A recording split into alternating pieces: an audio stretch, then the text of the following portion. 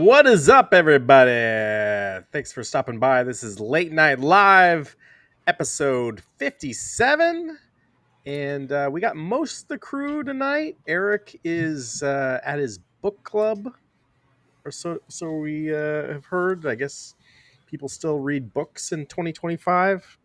I can neither confirm or deny that, but we'll go with that excuse. How you guys doing? 8-bit gaming legend Dathan. What's up, guys? What's going on? How we doing today? Hope everyone had a good week and ready for big game on Sunday. Yeah. Playing any games last week? Did. Played some Star Wars Outlaws. Played some Vampire Survivors, and I bought Contra Anniversary Collection on PSN because it was only $4. Oh, nice. Yeah. And for those that have never played the Japanese version of Contra, basically it's the same thing as the NES one, but this one has a story to it, and there's cutscenes, and there's like a map and everything, and I was pretty impressed. It's pretty good. And everything still works. You still use the Konami code and all that stuff. The gameplay's still exactly the same, but it's just got a little bit more of a story to it.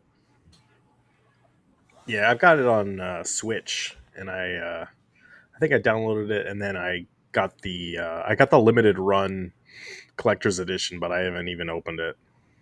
One of these days. I played all the games, but I think the only one I disliked the most was probably the Operation C, which was the Game Boy one.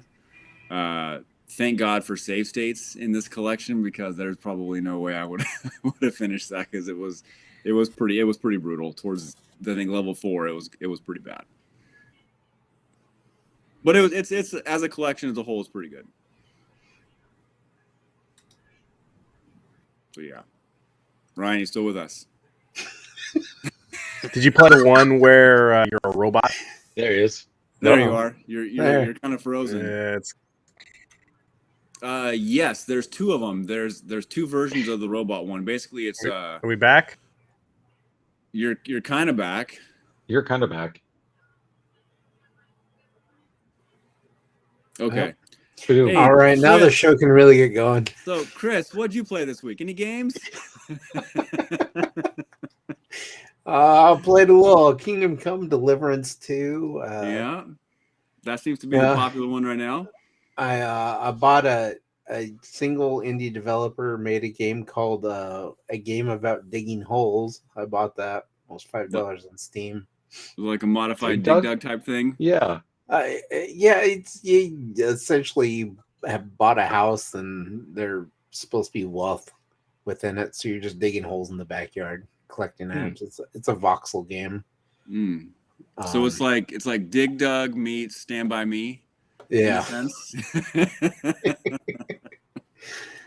Yeah. Played that. Played some more Balatro this week because you got to get your Balatro in, you know. Yeah. And I started a new job on March 10th. Congrats. Maybe. Is it congrats? It's procurement, so it's writing up contracts for the state. So, Yeah, but is it congratulations in order or not? for the amount of money, it's congratulations in order. Okay, congratulations. Then. Good for you. Good glad for to you. hear the move. So it'll be a nice move. It'll be away from standing on my feet all day. Since I work in tech, I'm always careful to give somebody congratulations when they say they got a new position, because sometimes they're like, well, I never really, kind of had to take this one, stuff like that. So no, it's good. It's great. That's great, man. It's always nice to move up instead of, and there's more opportunities with it too. Yeah, buying stuff is fun. So, yeah. What about you, Travis? You play any games this week? I think I have a problem and I need to attend a meeting, because I was going to quit playing Balatro and I haven't. And I think that it's time to go to a meeting about it. Not here, because unfortunately I've got people that would encourage me to continue with my bad habit. But yeah, I fired up Assassin's Creed and I just couldn't get into it. I think mainly because I had some doctor's appointments coming up that were kind of weighing on me a little bit. And I think that kind of the idea of this is what a game like Balatro is good at. The idea of learning a new gaming system seemed a little bit more work than I wanted to put into it in the evening. Right. So like, even though Assassin's Creed is just Assassin's Creed, it's still like, okay, let's refamiliarize ourselves with the controls. Let's memorize places to go, things like that. Whereas a casual game, Stardew Valley was this way for me a couple years ago, where you don't have to think about anything. You just kind of have something to do and it just distracts you enough. That can work. And then on top of that, Balatro is better than Ambien. It's like the first 10 minutes that I'm playing it, I'm out. Something about, I don't know what it is. And then it's 2 hours later, I got the laptop on me and I'm just like, oh man, it's 2 a.m. I gotta shut this thing off. So yeah, if anybody's having trouble sleeping and you have a laptop or a mobile phone that can play Balatro, I highly recommend it. Well, you could get yourself a Steam Deck, and then they've got, I saw earlier today that there's a device you can now buy that straps onto your chest that will hold the Steam Deck above you. Yeah. You don't have to worry about it falling on you when you're asleep. Which is what wakes you up, right? That's always the wake up, the angry jar. It's like when you were, to Eric's point, when people read books, which I guess Eric and 2 other people do, if there's even 2 others, then at his little meeting, then you'd like be laying there and you'd be reading, and then it'd be like, boom, oh, okay, now I'm awake, time to go to bed. So yeah, that works for the Steam Deck. Then maybe that's a reason to get it. Yeah. But yeah, no, I fully intend to hop into Assassin's Creed again and give it a legit go. Maybe tonight's the night. The problem is that I'm getting the fear of missing out on the reviews that are pouring in for Deliverance. Like, it's getting overwhelmingly good reviews, the Kingdom Come game is. And so yeah, that was I could never get into the first one. And I hear that's addressed with the second. Like the slow slog that was the first. I've heard that they basically take the first and made it better. And so it's good to jump in if you're new to it as well. So yeah. So that's what I've been doing. Nice. I'm back. Can you guys hear me? Yeah, you're good. You're good All right, now. cool. I don't know what happened there. But yeah, I've been playing Kingdom Come Deliverance. I'm like 4 or 5 hours into it. Also, we got the Marvel vs. Capcom collection on Xbox. When did that drop? Tuesday. So I played a little bit of it, but it plays really well. But I don't know. The other game's been sucking up my time. And Balatro. After the show last week, I played Balatro till probably like 1 a.m. Yeah, but you were able to stay awake.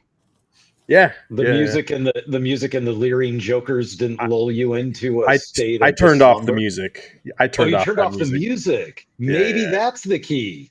Turn off the music. I mean, I'll have the sound effects on where you're like shuffling the deck and stuff, but yeah, turn off the music. Yeah. But yeah, you'll go on a run where you get like a couple good jokers, and then you get like the polychrome multiplier on them, and then it's like, oh, maybe this is the one where I really go far, and no, it ends at the last second. Oh, did I drop out again?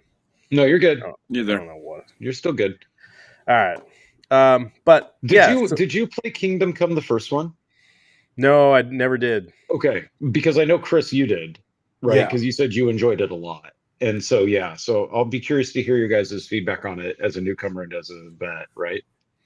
Yeah, so the first one, I guess, was originally crowdfunded to develop the game, which I found interesting. Not a lot of companies do that. You know, they're just starting out. But I want to say, too, I originally was going to pull my own clips for Deliverance 2, but the PlayStation Network is down right now. Dathan, didn't you say it's been down for hours? Yeah, I think I left work around 3:30, 4 o'clock, and people were having some issues. It was like intermittent in and out. And I just kind of forgot about it because that happens all the time. It goes down for does it? Minutes time. Well, not all the time, but if it does, it's very, very minuscule and intermittent. Okay. But yeah, right before we came on, I was on Twitter, and then everyone's like, "Oh, it's still down. I can't log on." It was basically just people showing pictures of their PlayStation Portal on a black screen. That's all that was, because they can't log on. So if you can't log on, does that bar you from the games like Steam used to do? I think you can still log on to your PlayStation 5. I think the problem is if you're on the portal, it won't let you do that. And then, like, I can't load any of my game clips. You can't look at any of your trophies right now. You can't you can't even log on to the app, like the PSN app. It just you can log on, but it'll just say not working right now. It gives me the Gears thing. Something's not working. Yeah. But if you wanted to play a game, you could still power up your PlayStation and play the game. Yeah. Right. It doesn't require a live service to get connected. Yeah. Okay. It would just be like you weren't connected to the internet type thing. Yeah. Okay. Cool. That, at least that's not totally crippling. Then that's good. But the clips I pulled for this are not mine, but hopefully that's okay. So, and Ryan, where is our chat? I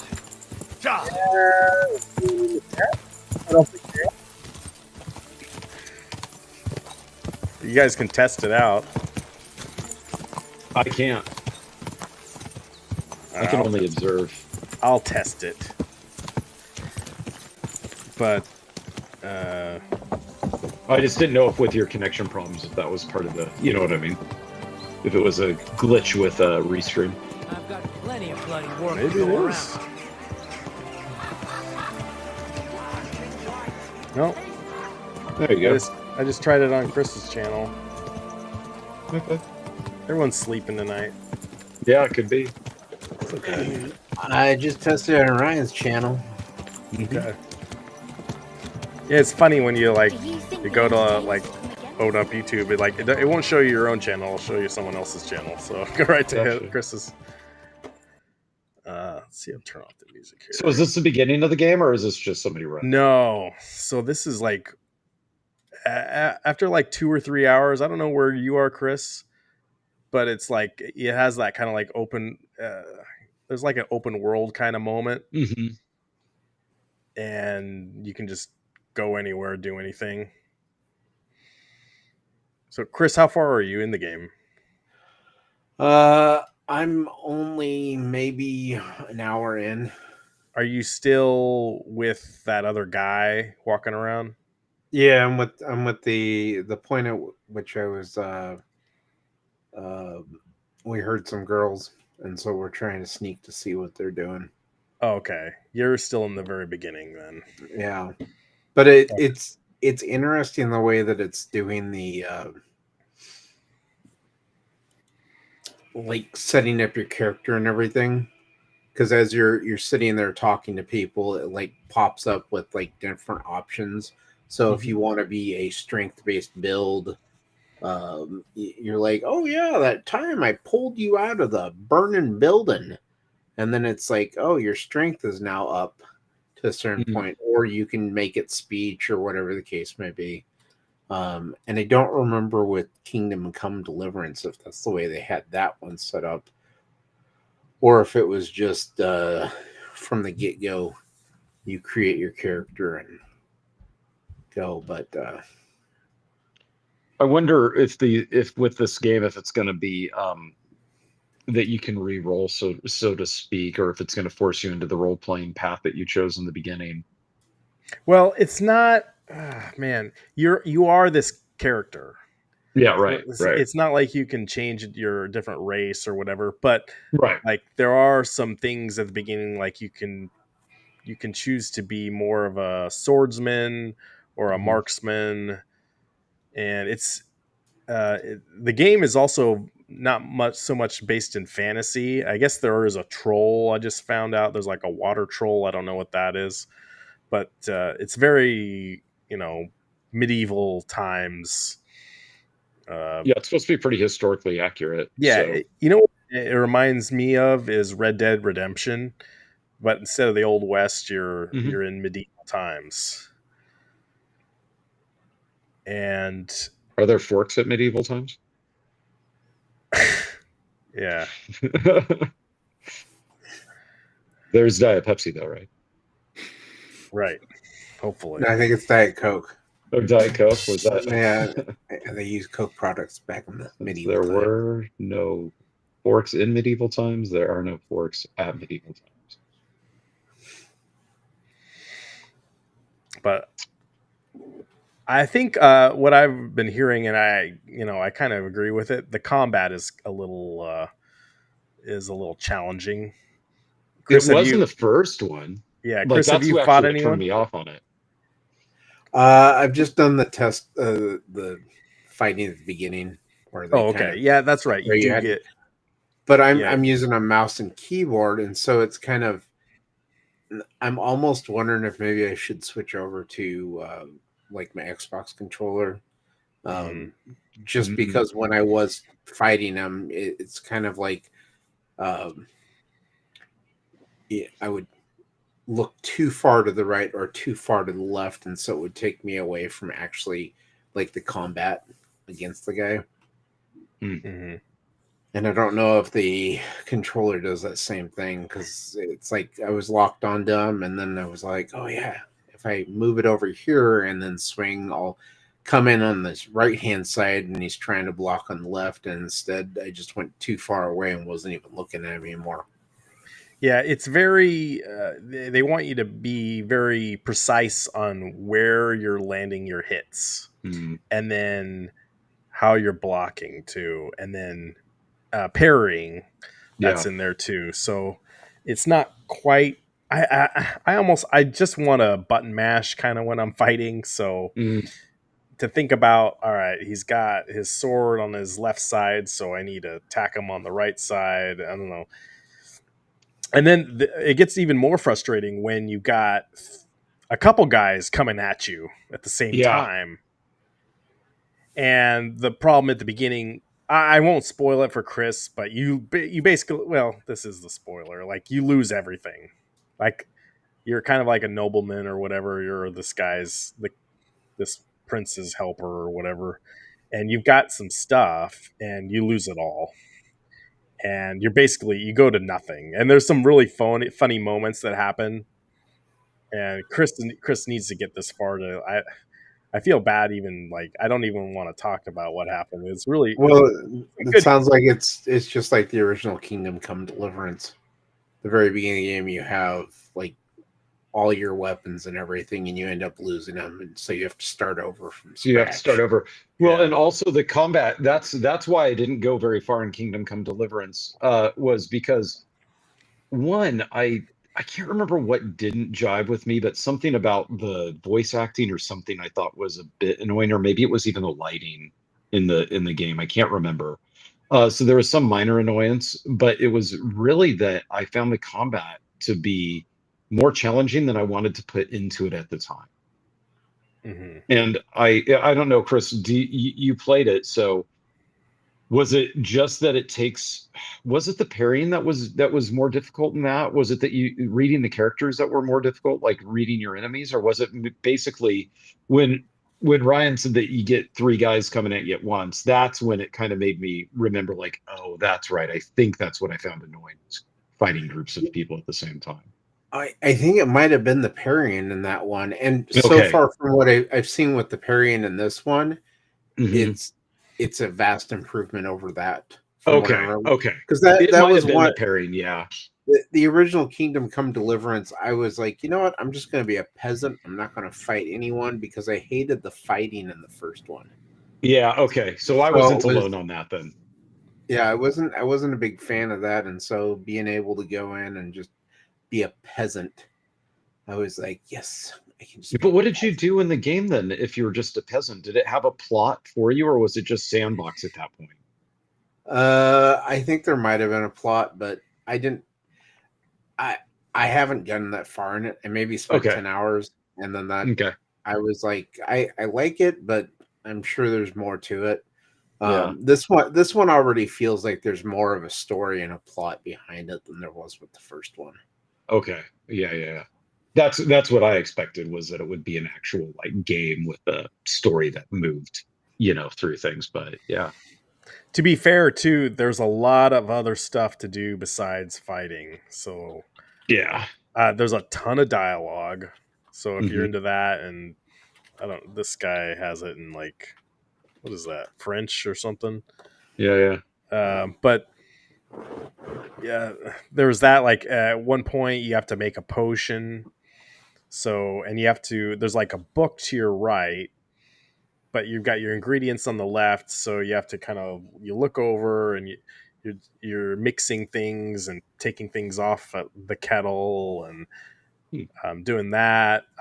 There's pickpocketing, and there's like a pickpocketing interface, like a you got to time it so it'll go from blue to red, and if you go too red, then I guess the guy that you're pickpocketing will wake up. Like the one I tried, we was sleeping, and you don't want to go too far. And I don't know, but the more you do it, I imagine your skill gets better at it. There's this one back here. He's like forging his. Where is it? Right here. Yeah, yeah. He's forging his sword. That's what I don't have yet in the game. Is like a really good sword. This doesn't look very good. His doesn't look right No. now, Yeah. but And when they show it in the little picture, it looks like crap. Like when it says, "Hey, you just crafted this," it's like, "Oh, okay, wow, it's great." I also don't have the horse yet. He has the horse here at the beginning, Maybe you just got to go steal one. so I've just been walking around everywhere. Yeah. But how much was the game? $70? Was it 60 or 70? It's probably worth it. It's probably going to go down in price too if you want to wait. I'd imagine, Yeah, I but paid $59.99 on Steam for maybe it, it was just 60. But and Yeah. it's $70 for the physical version for Xbox and PlayStation 5 at the store. So I think the download was only like 44 gigabytes. Hmm. Yeah, which was I think that was surprising compared to what was the last one I just did that was like 80. I can't even remember. But yeah, it's not bad for all the dialogue that's in this game, Mhm. and it's huge open world. If you like that kind of stuff, Red Dead Redemption, some stuff with Elden Ring, maybe, or not Elden Ring. Uh, what's that? Those Bethesda ones. The Skyrim and stuff. Yeah. Skyrim. Yeah. Yeah. So that was Elden Ring, right? Or no, not Elden Ring. That was Elder Elder Scrolls. Elder Scroll. Scrolls. That's one thing. Yeah. Something has Elder in it. Elden. Never liked a single one of those. That's None of them crazy. have ever spoke to me. I know, especially because I play role-playing games all the time, but for some reason, Oblivion, I guess, is the one that I spent the most time with. But I don't think I beat it. I don't think I really ever found the real plot in that game. Oh yeah, there was a whole plot to that one. Skyrim, the plot's even better. Yeah. Skyrim I did in VR for a bit, but yeah. For some reason, something about those games, they never gel with me. I don't know. They could probably put this game in VR too, Travis, because I think you've said you don't really go for the first person games not too much. So you are first person in this one for sure. Yeah, it doesn't bother me. I mean, it depends. I guess I'm picky about if it's first person within genres. So my problem with it was Indiana Jones that I said that about. The problem with Yeah. it being first person in Indiana Jones was that I felt like it should be over the shoulder like Tomb Raider and Uncharted, right? Because I felt like the game would be like that. And so my own like closed-mindedness wants the game to be in that way, right? Same thing with Right. if they had done the Doom announcement that they did, and they announced that was going to be third person, over the shoulder. I would have been like, "That's stupid. I'm out. That game should be Yeah. first person." Like, Yeah. so I understand that it's my own closed-mindedness, but no, a game like this, I would be fine with because that's just what this game was. And this is also like you could spend this is $100, not $100. This is a 100-hour game Yeah. for sure. If you want to just do everything, tons of side quests like those Ubisoft games. There's side quests everywhere. You talk to an NPC and he'll give you a side quest. He'll give you like 3 side quests. And I've read that the side quests are like good, right? Like they're not just like go get this and bring it back to me. Yeah, sort of stuff. At the beginning of the game, like you lose your dog, and you got to go find your dog. But like, they give you a couple options on the map, but they're like way on the other side of the map. So like I'm walking there, and then of course there's like bandits that ambush you. So like, all right, I can't go that way. I'm not strong enough to even fight him right now. So I'm like, but you talk to another NPC, he'll give you another quest.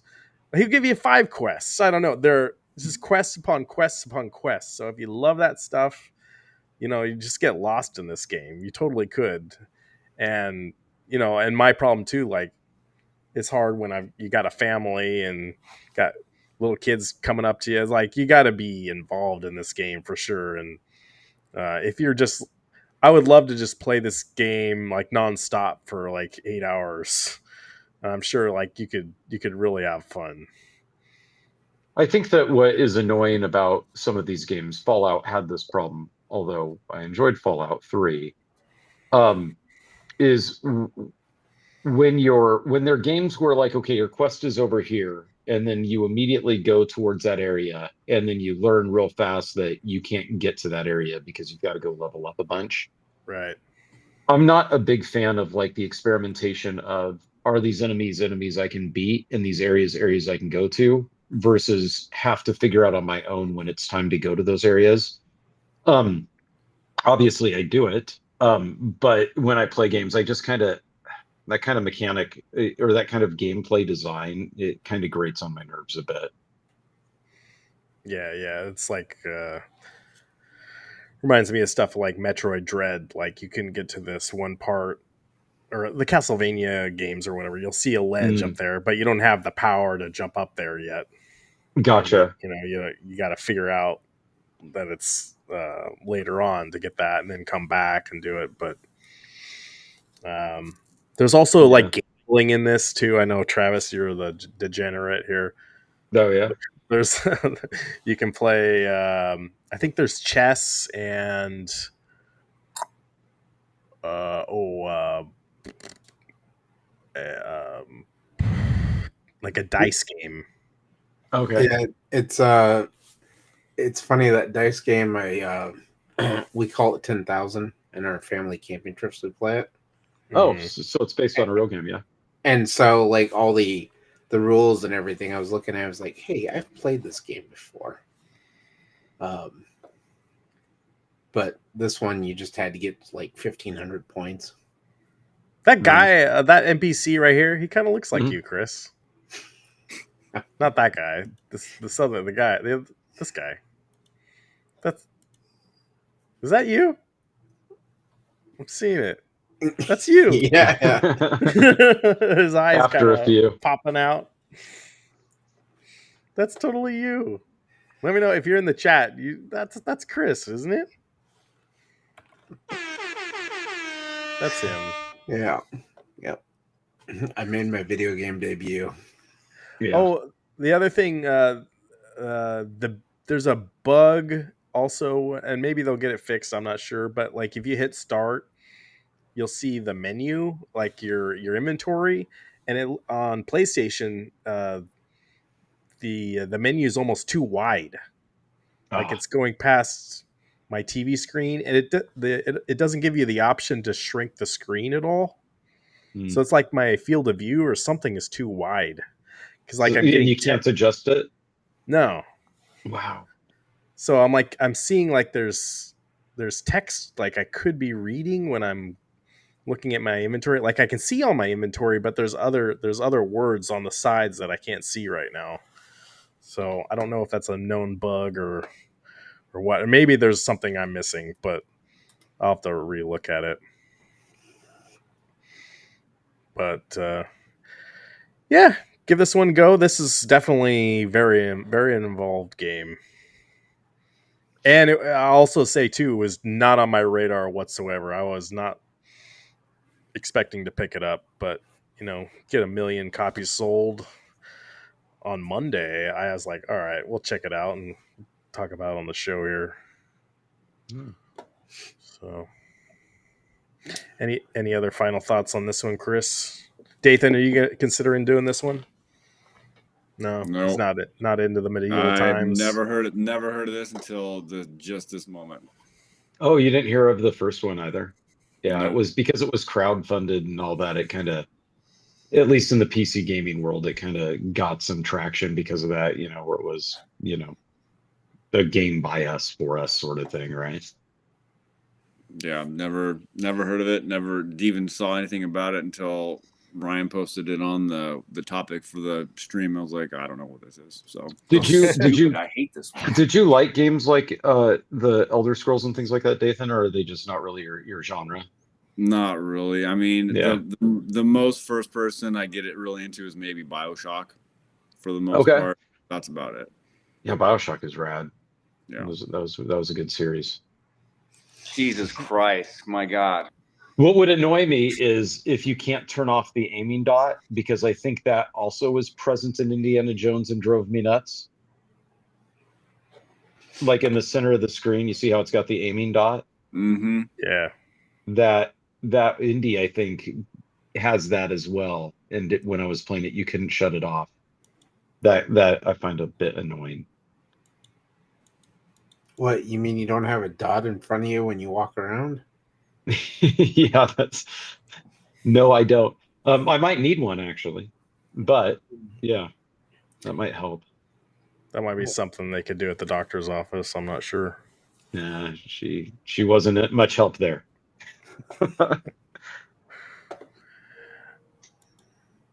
Let's see. All right.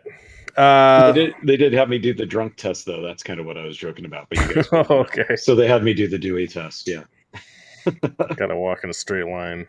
Yeah, with your and close your eyes and hold your hands up, and then That give you a seems like push and see if you can still stand. that seems like something they should have in Grand Theft Auto 6. I could totally see him doing that. Yeah.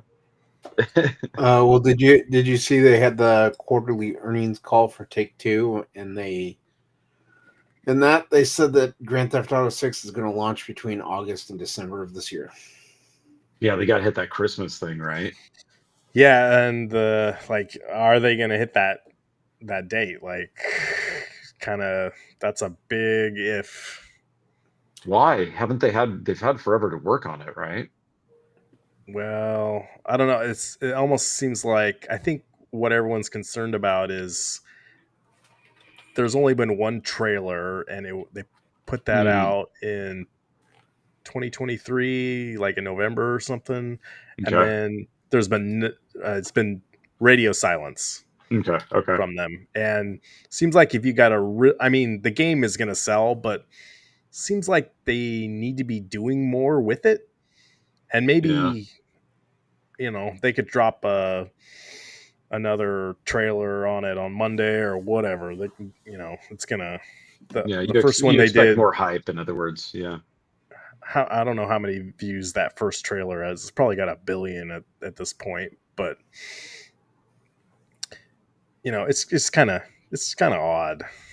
So Yeah. that's why I think a lot of people are concerned it might get delayed. Yeah. But if they hit that number, yeah, they're going to have a great year. And seems like there was a couple other games they were talking about that were also releasing this year, but everything, I mean, that game's going to blow everything else out of the water.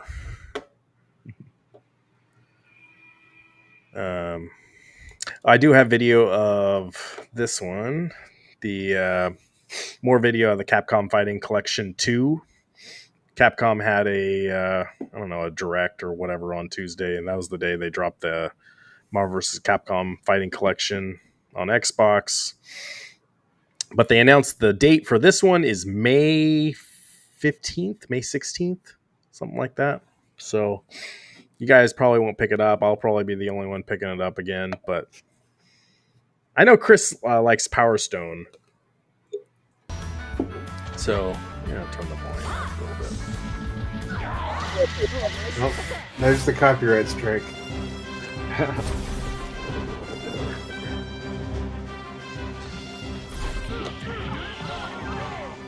We definitely played this back in the day, right, Chris? Yep, Dreamcast. It's got that Naomi look to it, and Power Stone 2.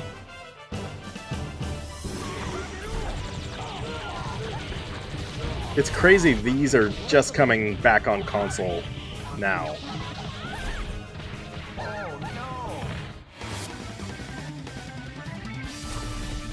Oh, Nathan, did you play any of these?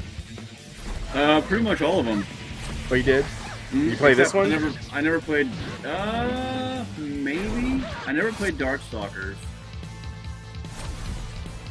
I think I played Plasma Sword on one of those the Japanese cabinets, the white ones, the sit-down ones. I'm looking forward to this one. But this collection basically is going to be all about, for me, if I was to get it, would be Power Stone and Power Stone 2. Yeah. Yeah, those were epic games. This has Street Fighter Alpha 3 Upper. I don't know if I've ever played the Upper version. Hey. Joe Cade's here. And sorry, Joe, I know these aren't Atari games. Joe likes the really old school stuff. Like really old, really retro. We played Capcom versus SNK too. Had to have. I know I played that in the dorm room.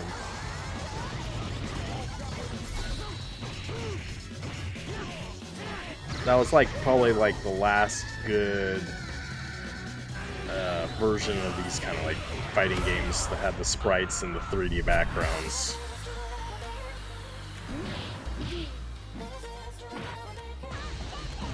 So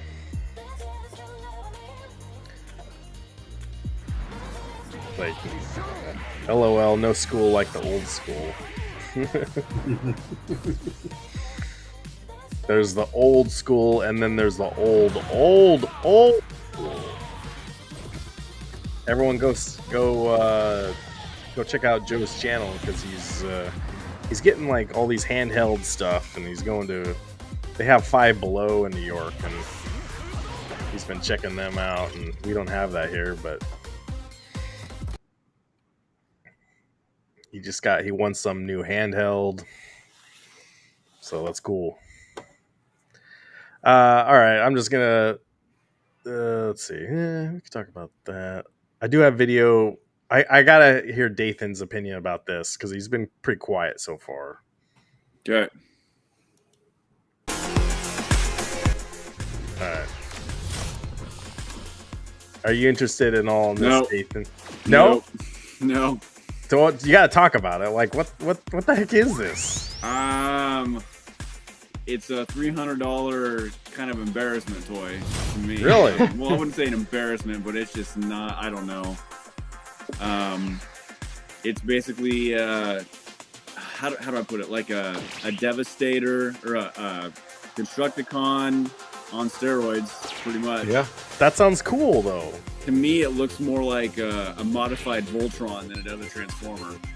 Yeah, it doesn't Voltron look is cool. Transformer to me. Voltron is cool. I mean, Voltron's cool, but make a Voltron, not something like this. I mean, these are a cooler individual for the most part, but as a combiner class, I not for $300. Was this ever in Transformers? Because I don't remember Lio Kaiser. I can't really remember. I don't think this is G1 at all. If some of the later seasons of G1 are kind of a little bit of a blur, but this does not look. I don't remember this hardly at all. Well, maybe you're not a true Transformers fan. I mean, that's your opinion, man. You can go by however you see it. You can soundboard it all you want, but I mean, they're not going to be getting my $300 for this one. I was actually kind of disappointed with this one. I was really hoping that HasLab would have got something better, but this legendary Decepticon. This is what they got. Well, I was thinking too, like they'll have these HasLabs, and they'll do like 3 or 4 that are like whiff and miss. Like I'm not interested at all. Like this is one of them. But they'll have one later on in the year that I'll be like, oh, okay, I got to get that one. That's like that for me. Last year that was the Ghostbusters one. But like they'll do a bad one. Oh, here we go. So you never know. You never know with these guys. So I'll be interested too. It's got they want a target of 10,000 backers in 44 days. Oh, they'll get it. There's a market for this. They're already at 3,736 right as we talk. There's a huge market for this style of Transformer.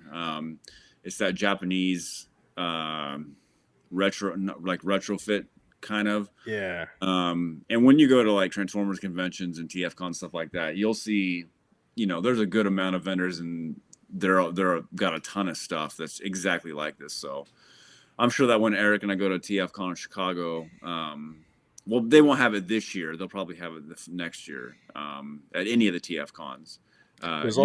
You'll see one of these there. There's also different tiers you can unlock if they hit certain targets. Mm-hmm. Let's see, tier 1. It's not a bad looking figure, but it's just $300 is a lot. I would rather. I hate this one. I would rather spend my money, which I'm going to spend my money on, the actual Devastator Studio Series 86 for sure. Why don't they just do another like a big Devastator that's like? Well, they are. They're doing the Studio Series 86. They just announced 2 more figures today. Oh, okay. I think it was long because MegaCon is going on in Orlando right now, and that's why a lot of these announcements are coming out right now.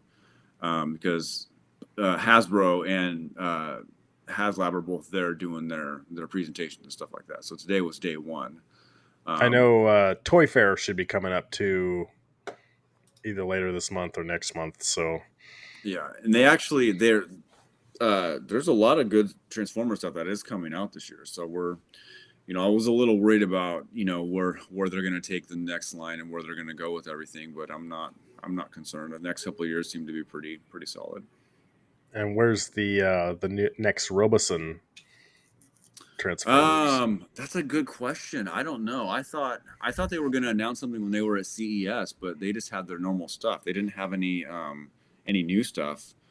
Their newest thing they had was the Buzz Lightyear. But I'm trying to think. I think the next TFCon is in Toronto. TFCon Los Angeles in Burbank. But they don't really make announcements there. They might have like a banner or something, but I don't know if they'll have any new announcements there or anything like that. So it apparently was a G1, but it was a Japanese anime only. So they released it. They released it over there as what was this? Transformers Victory. So it was the very last G1 like cartoon series, but it was only released in Japan, and that's where they introduced this Lio Kaiser.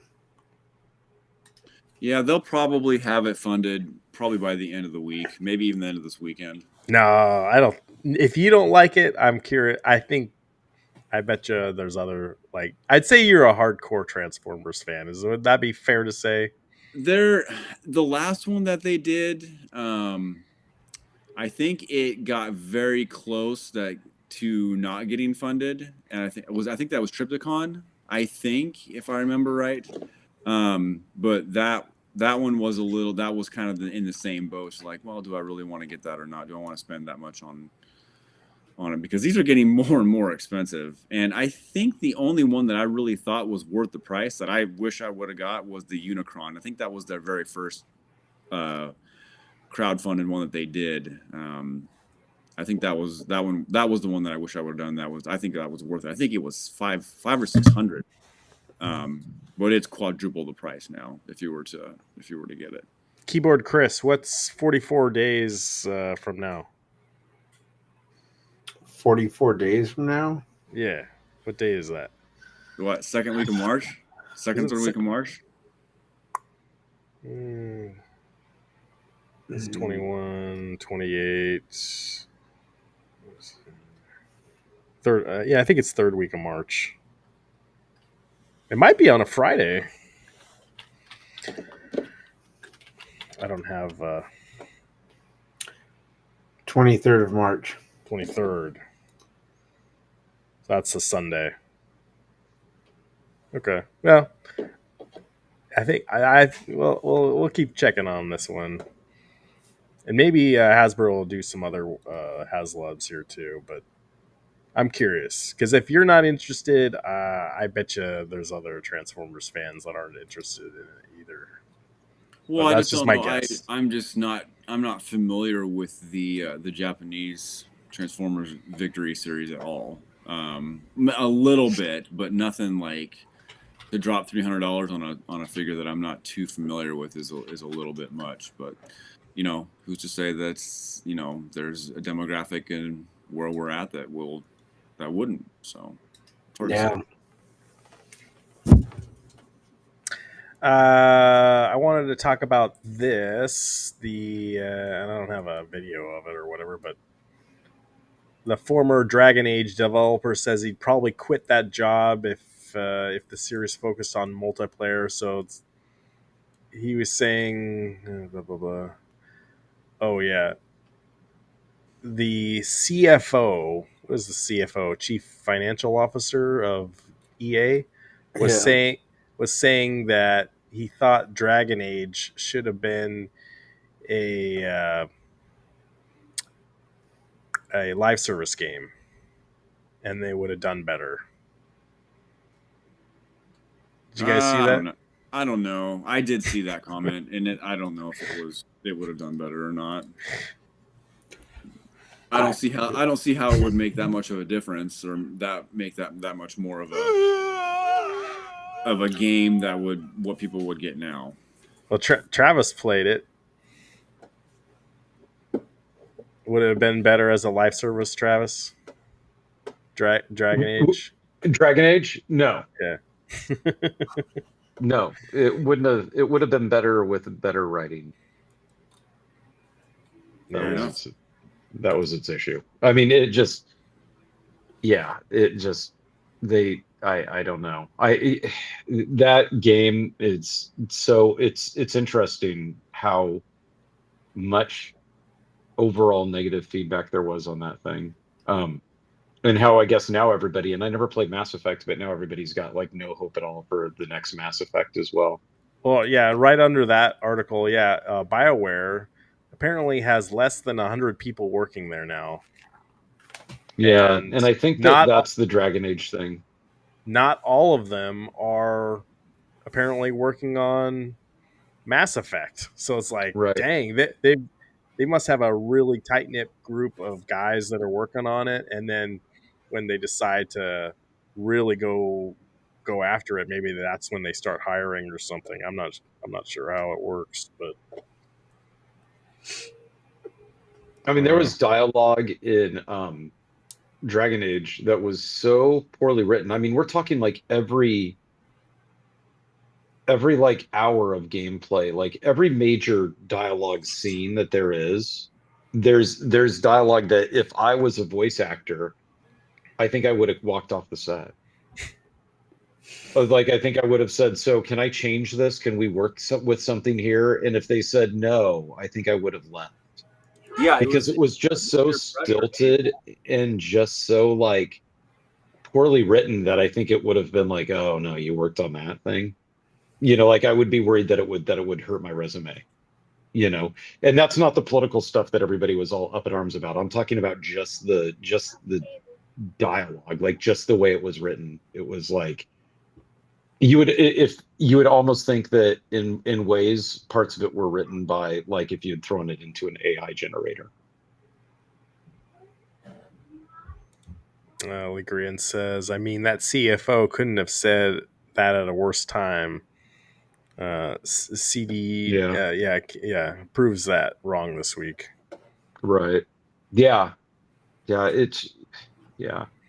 Dragon Age's undoing wasn't because of, I mean, there were several things. Even the art, like the art style and the art direction was something that you saw people kind of go at odds with, and I didn't like it personally. And yeah, I didn't like that aspect of it, you know, and you'd see that in the reviews, and it's just, I don't know, when you had, like, to me, making a Dragon Age game should have just been a gimme. Like, that's kind of low-hanging fruit, I feel. You could have just repeated what you did in Veilguard. It had been so many years. Or not Veilguard, sorry, that's the new one. The Inquisition. You could have just kind of repeated that, and people would have bought it, and they may have said, like, well, okay, they're just doing the same old thing again, and, you know, they would have been taken to task for that. But to blame it on anything other than that they took too many risks, executed poorly, and you know, and yeah, definitely staffing issues, you know, to blame it internally, to blame it on anything other than that, that's ridiculous. Yeah, it's funny you say that too. The other, I have another article about Warner Brothers and how they're apparently just starting on working on a new single player Batman game. Like, that should have been greenlit years ago. But we got last year, Chris, we got that Suicide Squad game, or no, Kill the Justice League. Yeah. You remember talking about that, like, on our second episode? Is like, what is this? What is this garbage? They should have done another single player Batman game. And it was like low hanging fruit. Like, why? It was like, well, and then they just, that Kill the Justice League, they just finished it up with a comic where they explained all the Justice League members outside of Wonder Woman were just copies. So none of them were the real people. Wonder Woman's the only one that was the actual Justice League member. Yeah. And people were like, you killed off Wonder Woman in this game and everyone else, and now you're saying that Wonder Woman's the only one that was real? Well, Like, Chris, I do want to give you a heads up. None of them are real. oh, I know. Jesus Christ, my God. So I'll just give you a heads up. But and apparently they are working on a Wonder Woman game. But this was announced at the Game Awards in 2021. It's been that long. So it'll be 4 years this year, and it's apparently the budget has already gone over $100 million for this game. And whoa, that sounds bad. And there's no release date or anything. I guess Suicide Squad Kill the Justice League was a $200 million flop for the company. Holy moly. So, man, I get you gotta spend some money on these AAA games, but whoa. Yeah, and that's a lot of that change. Wonder Woman game is such a Monolith Games. They did Fear, Middle Earth, Shadow of War, Shadow of Mordor, Condemned 2. So that's kind of what I don't know if they went to Warner Brothers and were like, hey, we really want to make this game. Because it seems a little out from what they've done in the past. It's crazy. I don't know. Why these guys gotta overthink things, and it takes years for them to make these games. So they gotta, and I get they gotta plan in advance on what everyone 5 years from now is going to be into. Well, I'll tell you what, like everyone's going to be 5 years from now, everyone's going to be into a single player Batman game. I guarantee it. Guarantee it. It's like, come on. Anyway, I don't want to beat him over the head with it, but Leakrian says game development is expensive in AAA. Rumors were GTA 5 was 500 million. Yeah. Developers, developers, developers, developers, developers, developers. Developers, developers, developers, developers, developers, developers, developers, developers. Yeah. Can you never play that soundbite ever again, please? Really? Let's just scratch Developers, that. developers, Let's just developers, scratch that one developers, from developers, developers. the soundboard Developers, for developers, forever. This was the one. This was the like one of the ones like I was really like excited to show you that one week. What was it, 2 weeks ago? Like my soundboard wasn't working. Like, oh, I got this one. Oh, No. oh no! Oh, what a bad time that was. You don't like Steve Ballmer? Not like that. He sure gave the Clippers a beautiful arena down there in LA.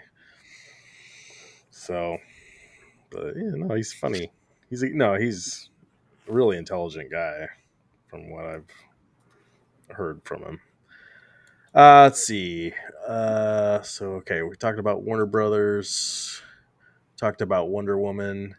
Apparently, there's a rumor that a new AAA Castlevania game is being developed. That sounds awesome.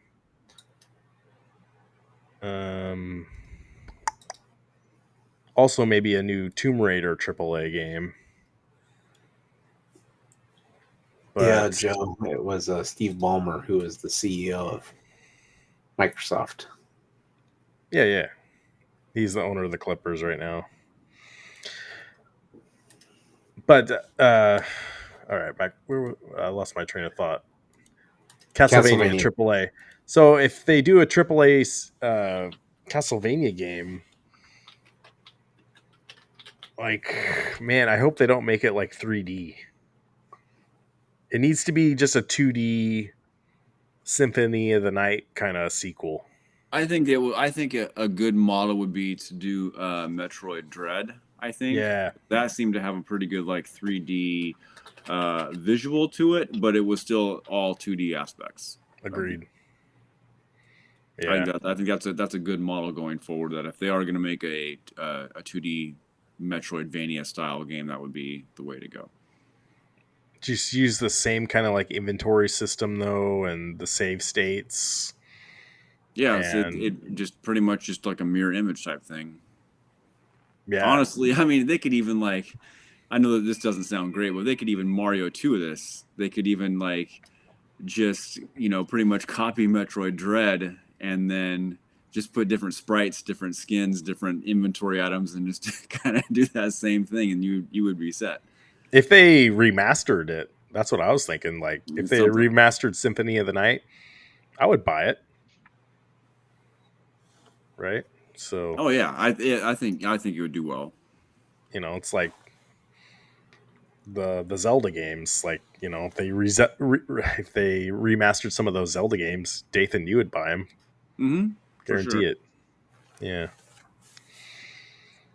Bringing up Nintendo, we were talking about last week, maybe they would do a direct this week. They did not.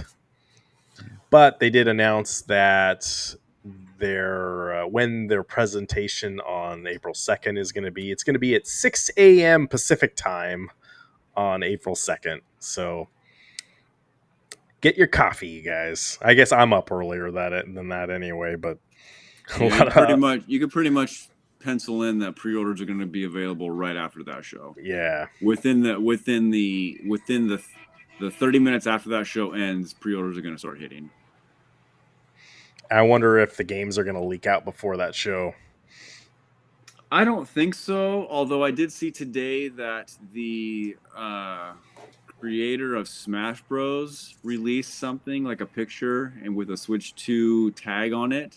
But I heard that the Smash Bros thing was done. Like, they weren't going to do any more Smash Bros. So is that Sakurai? I can't remember who it was. But there was a picture of it was like the logo for Smash Brothers, and then it had the Switch 2 tag on it, and so that was all that was there. It wasn't anything else. What if they added Transformers to the game? They're not going to add Transformers to the game. It's not going to happen. Who cares? No, but you that's your go-to. That's your go-to for me, isn't it? It's like, well, you're gonna go buy a new car. Well, what if it was a Transformer inside it or something like that? That's a good idea. Are you gonna? Yeah. Oh, there's a new. Then the Mortal Kombat movie's coming out in October. Are you gonna go, if Optimus Prime was in, you gonna go watch it? Something like that. Exactly. If there's a new Stern pinball game, it's gonna be a Transformer. Would you go play it?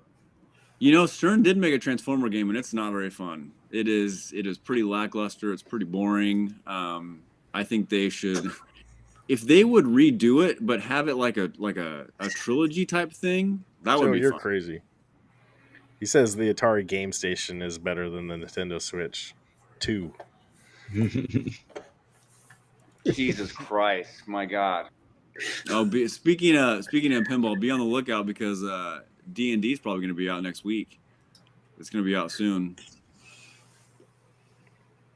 But it's not Transformer. It is not Transformer. I don't even know, Joe. I don't even know what the Atari Game Station is. I'm sorry. Like, was that something we talked about? Was that the one we talked about when we had you we on? Talked about it. You had pictures of it. Okay. Remember? Like, I just there's always some random handheld or device that Atari has, and like they'll announce it and like, all right, this is cool, and then we forget about it. I don't think they're back. I think they're dead. It's my opinion. No, I think we had this conversation 2 weeks ago, and I think they are. I don't think they're like back with a vengeance, but they're back with they're making an appearance. They're making you can be in the, I guess they can make an appearance, but doesn't mean it's going to be they can make a drop in a bucket, but it doesn't mean it's going to make a wave. I mean, who knows? They've been at conventions the past 2 or 3 years. They're not dead yet. They're still around.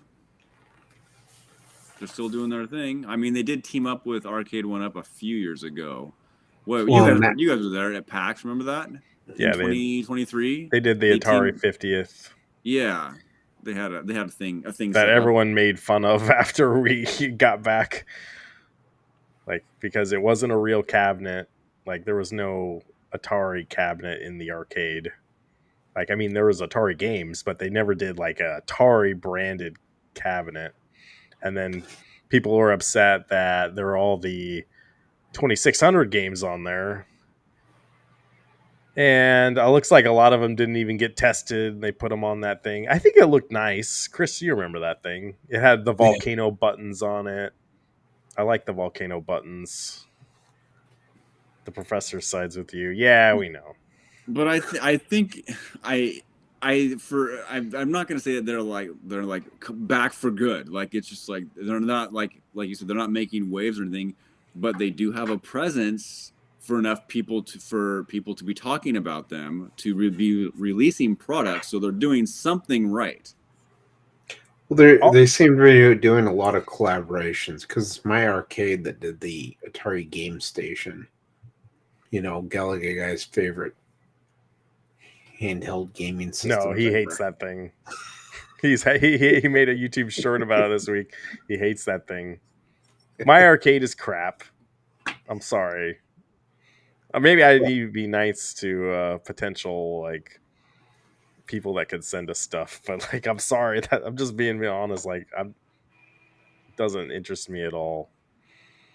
I've never used the My Arcade, so I don't know if they're actually crap or not. But some of their cabinet designs for their little arcades are kind of weird. All Atari needs to do is make games for the Switch. That's it. That's all they got to do to make money. Period. And they could do the old school games, but I think they need to do new games.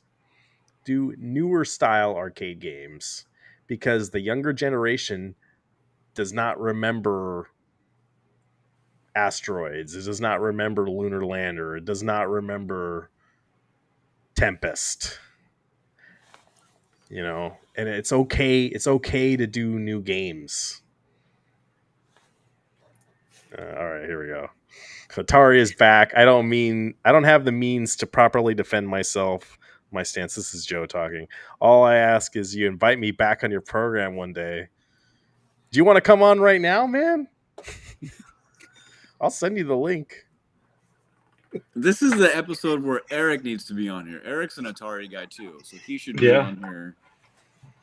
Well, Eric misses important episodes. Yeah, he's too busy with his Twilight book club. I was just gonna say for book club. Book club. Hey, you can't. You gotta. We see what's important. But yeah, I don't know. Man, Joe really likes Joe Cade needs to be Atari Joe. You need to change the name. But he's been check out his channel. He's been also putting up stuff with Mario Brothers and stuff. So I know he likes other stuff besides Atari. But he defends Atari to the death. I don't know. Atari, just put out games on Switch. Do newer games. Do something exciting, and you don't have to make AAA games, but just do something like a Balatro kind of like ish. Which I also heard, Travis, there could be a Balatro sequel coming too. Chris, you had that Xbox ID showcase. When is that? Later this month? I think it is later this month. I think I heard somewhere that Balatro is going to be there. So they're either going to do a sequel or they're going to collab with somebody. So that could be interesting.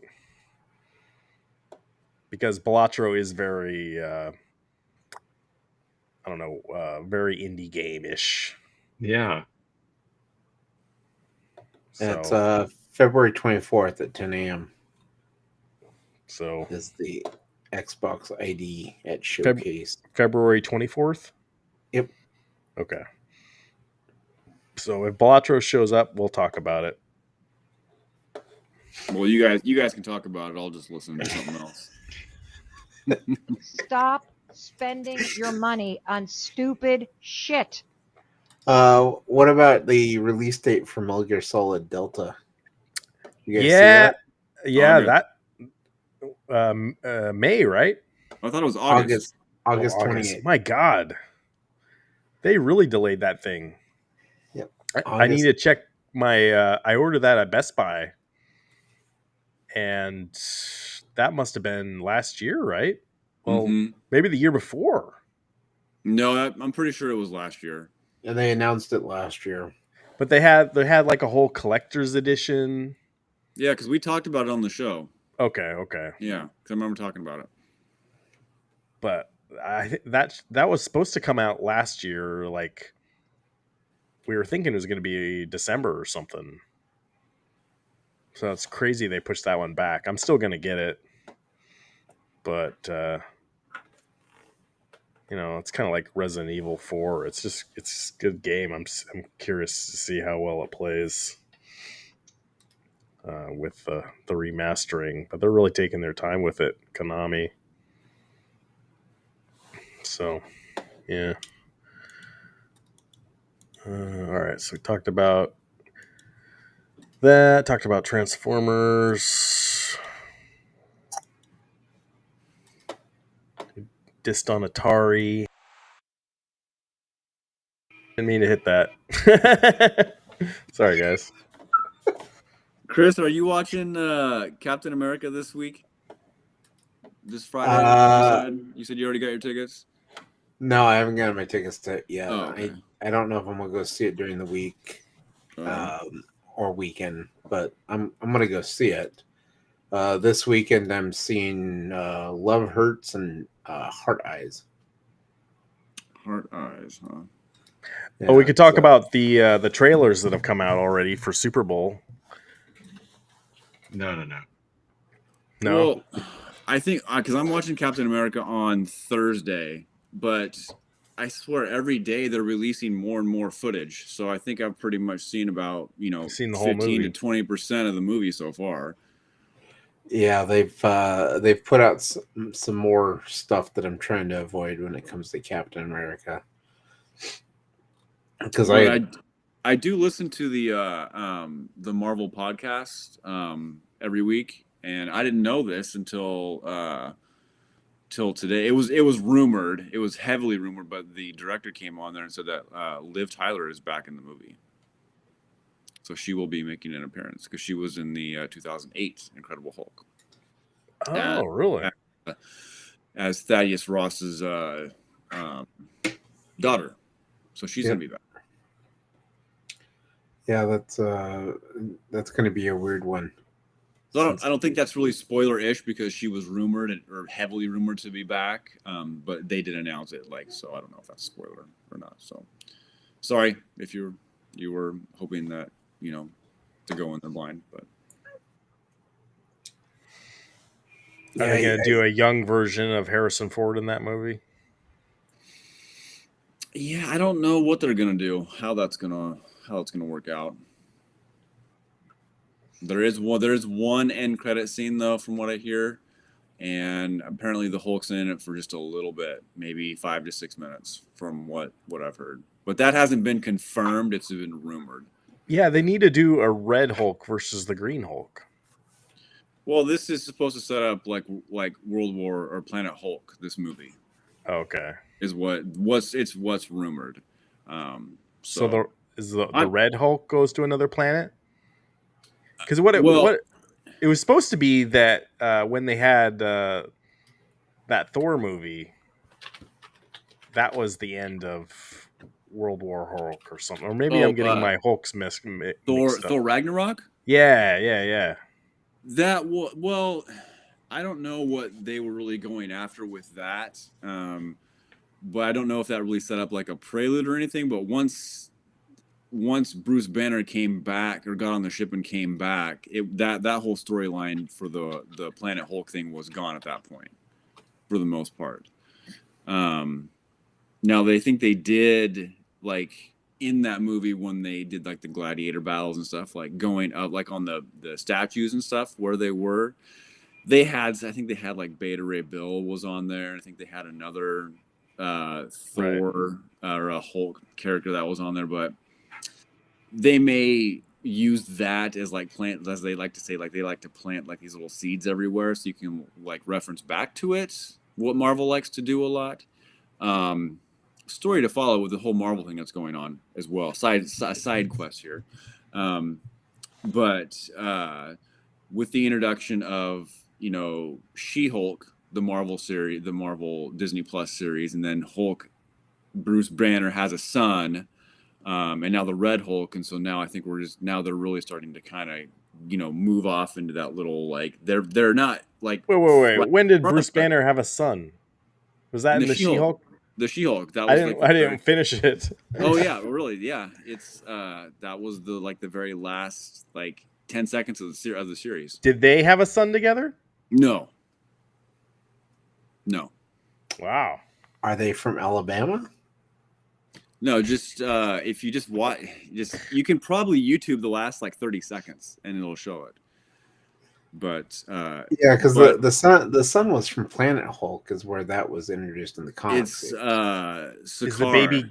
Does the baby Sakaar's have the Hulk blood in him? Yeah, he's like a legit Hulk character. Like when he introduces the character, like he comes around a corner and he's like a little a smaller version of Bruce Banner. Huh. Okay. But you know what I was saying, like all of these characters that are out now, like they're not like right in front of, they're all kind of like planted all over the place, so that when they do introduce the Planet Hulk or whatever they want to call it, they're going to be like, okay, we can pull it from here, here, and here, and then all that. They're going to go forward with that storyline going from there.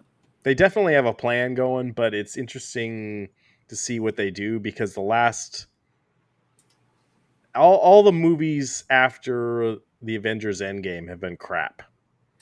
Well, I think now because they did get the Russo brothers to sign on to do Avengers, Doomsday, and the Secret Wars, I think that's really going to change things, because having those guys back on the playing field is going to make a huge difference, because I think everybody knows how important those guys are to the MCU and what they've done in the past. I think a lot of people felt a lot better with the MCU going forward when they decided to come back. For sure. Right. Travis, Chris, you have anything on the Marvel movies? No. I still need to catch up on the first one. The Fantastic Four trailer looked really good. I think everyone said that. It had like this weird like 50s retro vibe to it. Yeah, I can tell they're in like an alternate universe.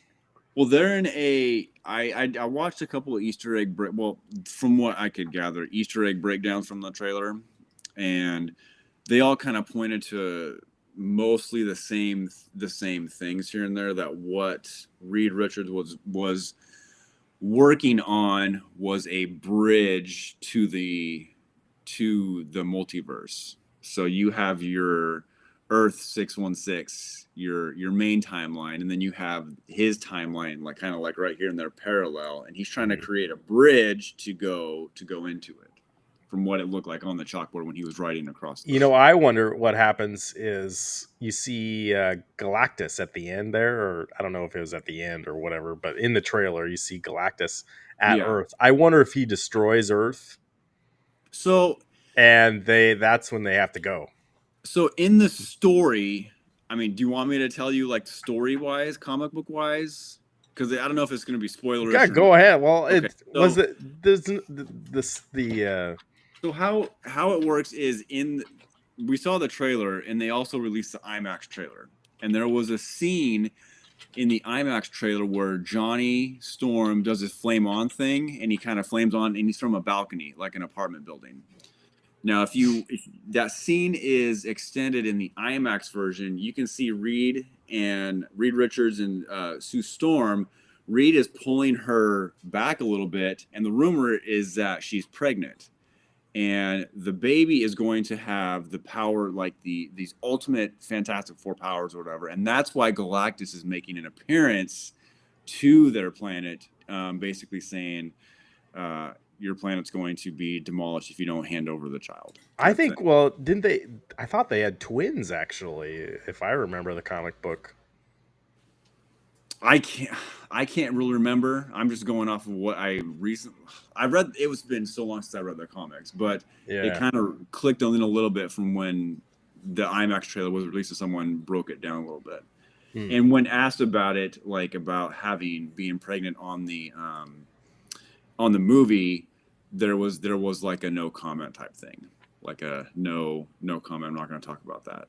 Oh yeah, they interviewed the lady playing Sue Richards. Yeah. So I think I saw that. I kind of think that's the direction that they are going to go with it. I think, but who knows? I don't know.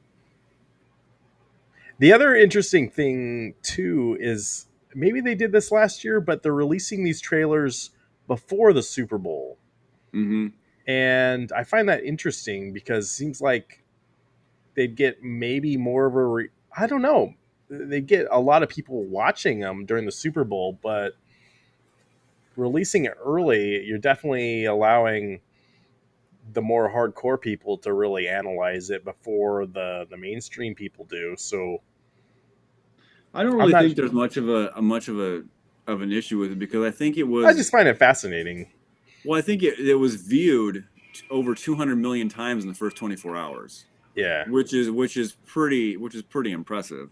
But they didn't used to do that. Like they used to just they'd have Super Bowl, and that's when they. I think they wanted to release a full trailer, because you're only getting a 30-second spot, right? If you do a Super Bowl commercial, depending on if you want to, like, you know how they always have the Jesus ones that are like a minute and a half. You know, the churches spend however much money for those, but I don't think I remember seeing a full-on Marvel trailer that was more than 30 seconds. Yeah, how much is 1 second during the Super Bowl? It's $8 million for 30 seconds. But you get what you pay for. Yeah. But yeah, that's a lot of money. That'd be a couple AAA games at Warner Brothers. Yeah. But if they release these trailers early and we're able to see more, then I'm all for it. I'm 100%. Or maybe, you know what, it would be really cool if they already released these trailers and then they do another 30-second trailer or a commercial that's completely different. And they might. Yeah, that'd be cool. I know my son's really excited for the new Jurassic World Rebirth. It looks okay. We're really into the toys for sure. So, and then I know there's going to be a Mission Impossible, the sequel to not Fallout, but the last one, Dead Reckoning. Dead Reckoning, which was okay. I didn't think it was. It was too long. Yeah, I didn't think it was as good as Fallout. Long. I thought Fallout was really good. I mean, the story is okay. The story for the Dead Reckoning was pretty good, but it was pushing almost 3 hours, I think. Yeah, it was long. It was way up there. You don't like those movies where you like you gotta take a bathroom break at some point. Yeah, and I'm pretty sure the final Reckoning is probably going to be around the same runtime. I would guess. I wonder if Tom Cruise's character dies at the end. Yeah, he said that you have to see the movie for it to for you to know what's going on. So, or maybe they do like a Christian Bale thing, like at the end of The Dark Knight Returns, and they leave it open. Yeah, like, is he really dead? Yeah, we'll see. And I think there's a couple other ones too, so I'm not mentioning, but. Yeah, should be interesting. We can talk about Super Bowl. I know Travis is interested in Super Bowl, maybe. I really do not want to see the Chiefs win, but that's what's going to happen. I got money on it that it's not. Really? I've got Sure, why money not? on a lot of different scenarios. A lot. I've got money on a lot of different scenarios as well. Yeah, but Like, what are the scenarios? None of them with the Chiefs winning. So one of the interesting bets that I saw on DraftKings was if a quarterback catches a pass, not a touchdown, just catches a pass. So Yeah, a just throwback, catches one. Yeah. Yep. a throwback, a Philly special, something like Sure. that. Well, like a Joey Harrington kind of thing in the end Yeah. zone. Yep. Yeah, basically, a halfback pass to a receiver. They cut around, that type of thing. Yeah. So the odds for that were plus 1,800, which I was shocked for a non-touchdown QB touchdown. Yeah. So I just put, I think, $5 on it, and it pays $100. I was gonna say, put $1 on it and Yeah. get your $18, right? Yeah, so I put 5 on it, and I think it was 98 or something like that. Yeah, Was something that close. in the Oregon Lottery app? No, it's the DraftKings. Oh yeah, DraftKings. Cool. Yeah. And there were a bunch of other parlays that I set up, like certain, there's just 5 or 6 different ones. I tried last year. I did a bunch of ones. I did a bunch of ones that were connected a little bit. So if one of them didn't hit, then all 4 of them, the parlays were just shot. So this one I tried to pulled from different spots to kind of put it together. Is there a bet involving Taylor Swift at all? Like how many times they show her during the Super Bowl? No, I didn't see an over under on that. I would put it at 7. Let me see, because there may be. Are they adding? They're probably adding more by the minute, right? Is Bill Belichick going to be there, and is he going to bring his 24-year-old girlfriend with him? Well, but we won't know, right? They would have to show it. There's specialty bets is what they're called, or not special team, novelty bets is what they are. Oh, are they have them listed now? I know they used to do a one where they would time how long the Star Spangled Banner was going to be. Yep. There's coin toss, Gatorade color, MVP specials, flea flicker, jersey special. Jersey special. Jersey special is what the jersey number, the point for a jersey number. Oh, that's interesting.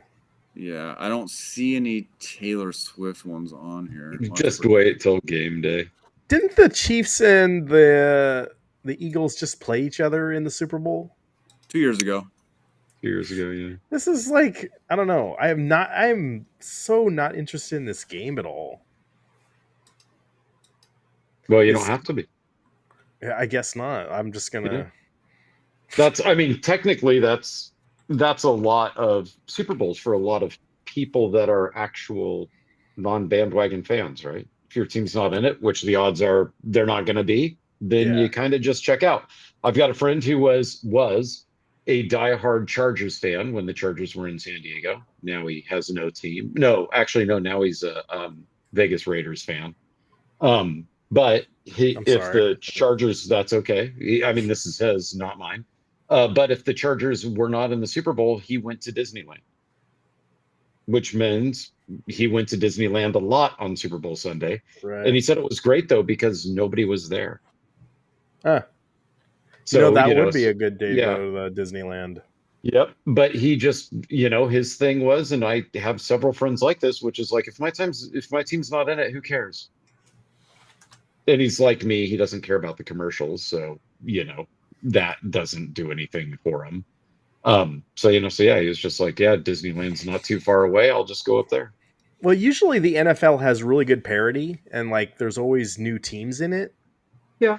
So that's, and I get like the Chiefs before they were on this roll, like they were not the dominant team like they are now. But it's just you need to use that term parity very lightly, because you've got to think of the Patriots were always in contention. They were always towards the end. The Chiefs are always in contention. They're always right there to be in there. The Patriots aren't anymore. the only time that it's because the Chiefs kind of took over, and you got the teams in the '90s. You've got the Niners and the Cowboys; those were the teams, and so the only time I think where there wasn't really any parity was probably the early 2000s, and maybe a few years sprinkled in like the late 2010s ish, somewhere in there, if anything. But I think in the last maybe 30 years, it feels like there's always been a few select teams that have always constantly been in contention or in the Super Bowl. There's a few select teams that are always in contention, but there's also a few teams that like surprise teams that just come out of nowhere. Is kind of what I'm saying. But how often does that happen though? Well, how often do the Seahawks show up? Like the Rams. The Rams is, I would say, the Rams is one of them. The Rams won it, and then in between, the Chiefs winning it. Tampa Bay won it. I'm not saying you have to win it; just make it to the game. Yeah, Dathan, I think though, but like for the Chiefs to make it to the playoffs, you got a 1 in 4 chance for your team to make it there, to make it to the playoffs. Because it's just the best out of your division, right? Right. So that's kind of why I think teams can hang around a lot. Like even the Seahawks were like the best of the worst for a long time. The Bengals played the Rams in the 2022 Super Bowl. They came out of nowhere. Tampa Bay, the Falcons. Tampa Bay didn't come from out of nowhere, though. Carolina Panthers. Tampa Bay beat the Chiefs, didn't they? I don't know. I think so. Yeah, they beat the Chiefs. Right. That was Tom Brady. They won. It was like it was a landslide. It was but I'm saying is I'm not saying it's not. I'm not saying that. I'm just saying Tampa Bay is not normally in the last time they were in the Super Bowl was 2003. Yeah. I'm looking at the Super Bowl. I don't know what Pro Reference right now. The Chicago Bears. Like, man, I that'd be cool to see them again. I think there's a lot of Kansas City Chiefs fatigue when it comes to the Super Bowl right now. There is right now, because of recency bias on it. But I actually am not fatigued by him being there. I don't care.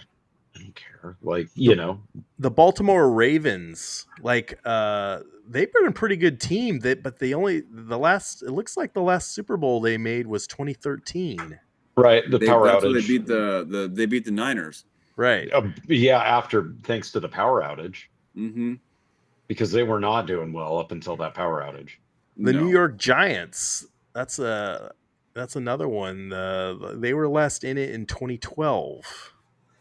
Yeah, but the Giants were able to take down the Patriots twice.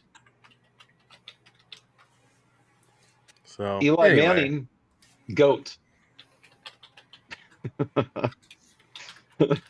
Super Bowl 59.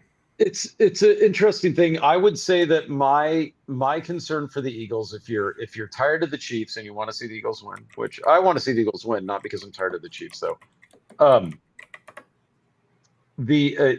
You better hope that the bug is either a made up story or doesn't hurt the offensive line, because Jalen is not good under pressure. I've heard about this from a lot of different sports writers and analysts that there's something going on, and there's a bug that's going on right now with the Philly teams. But Dathan, every time that this kind of storyline happens in the NFL for Super Bowl, it becomes a non-story and almost feels like it was thrown out there to maybe catch the other team asleep at the wheel. Yeah, I mean that's true. You know what I mean? Like whenever you hear about, one of the players has like a terrible cramp in his leg that everybody's keeping a secret, that player ends up running for like 120. Yeah. It's it wouldn't surprise me if they've got the flu. I mean, that is going around and that happens. But none of the players have missed practice, at least yesterday. I didn't look today. So everything seems to be okay for them. Can you guys See, Oh yeah, I see I it. gotta Yeah. move it over a little bit. I had it. No, Jalen Hurts will not throw an interception. He's very good about that. Zoom. Okay, yeah. Okay, first TD jersey number. Over 15, under 15 and a half. Interesting. Yep. Will the first scoring play be a touchdown, a field goal, or a other score? Oh, you really make big money on other score. Well, you know the Seahawks with the safety. Yeah, some That guy. that You, pig. you remember hearing about that? Some guy won $20,000 because he I picked didn't a hear that safety. anybody did. I was just thinking, like, for the other score, that would be pretty Yeah. good. So he said the first score was going to be a safety. Like he It was dialed gonna it be in a that well. safety. Yep, and I think he put like $100 on it, and he won $20,000 on it Yeah. because, and that was the very first snap of the Yep. game. That And was the very first snap of the game it was over the safety. over the head. Yep. That was a great game. I mean, nobody liked it but Seahawks fans, but I loved it. Yeah. The Gatorade color at the end of the game. So purple is plus 175. That's the best odds. Should be orange. Orange is next at 250, and then yellow and green is 250. Yeah. Red 425, blue is 450, clear 850. No Gatorade bath is plus You 1500. There's gotta be players with friends that they can just shoot a text message to saying, "Hey, throw money on purple." You're probably right. Like, I mean, come on, you're third string here, right? And you're just sitting there. You just send a take text peek. like that. Yeah. That powder looks a little green right now. Yeah, you send a text to your friend, say, hey, throw a 1,000 on this, right? Give me half when we're done. All right. Travis, you think Eagles are going to win? No, I don't think so. I hope so. But you got money that the Eagles are going to win. Yeah, because that pays. You gotta take risk to get anything, right? Yeah. All right. I also have money on no winner as well. Like, in other words, I have parlays out there with nobody winning, right? Just game things happening, because I don't think they're going to win. I hope they do. I hope so, because I kind of have a soft spot for the Eagles. Joe, is Joe rooting for the Eagles because they kind of have the same colors as the Jets? Nah, he's just going Jets. Or does he hate the Eagles? I'm curious which one he hates.